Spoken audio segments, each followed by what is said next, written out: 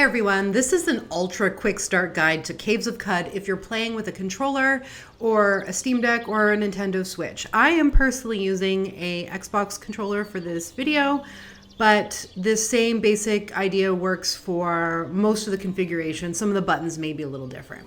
So, to move, you're going to use the left stick. You can move it in all directions, including the diagonal directions. You hold down the direction you want to go in, and then you're going to press right trigger, and that initiates the move.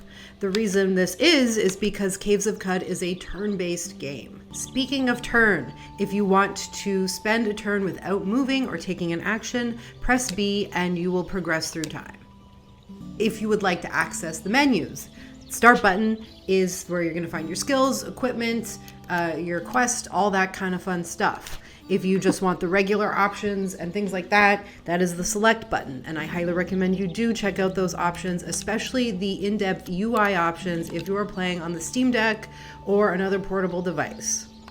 Now, right stick is going to be what you use to look for things. The yellow box is highlighting what I'm looking at. I can look at anything within my sight, and I do highly recommend you look at everything in Caves of Cud.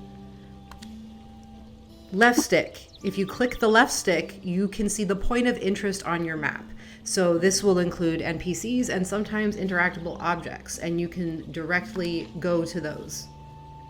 Pretty cool. If you would like to auto-explore the entire map, that is going to be left trigger and Y. And this automatically moves your character throughout the entire map. I stop here to look at a statue because it's the point of interest, and I continue going on until the whole map is revealed. You can see on the top right, the mini map is showing what I've uncovered so far. The green dots are the NPCs, the yellow dots are the doors. Red dots, if there are any enemies here, is what those would indicate. If you would like to use an ability, you press left and right on the D-pad, select the ability, press X, press the directional button for where you'd like to use the ability. In this case, I am making camp. I'd like to put my camp there. Perfect, right? If you'd like to interact with the camp, go up to it and press A or whatever your select button is, and you can interact with the campfire. If I'd like to go to the world map, I press up on the D-pad. That will bring me to the world map, which I can move around in as I would normally with the directional pad and the trigger. You press down on the D-pad to go back to town.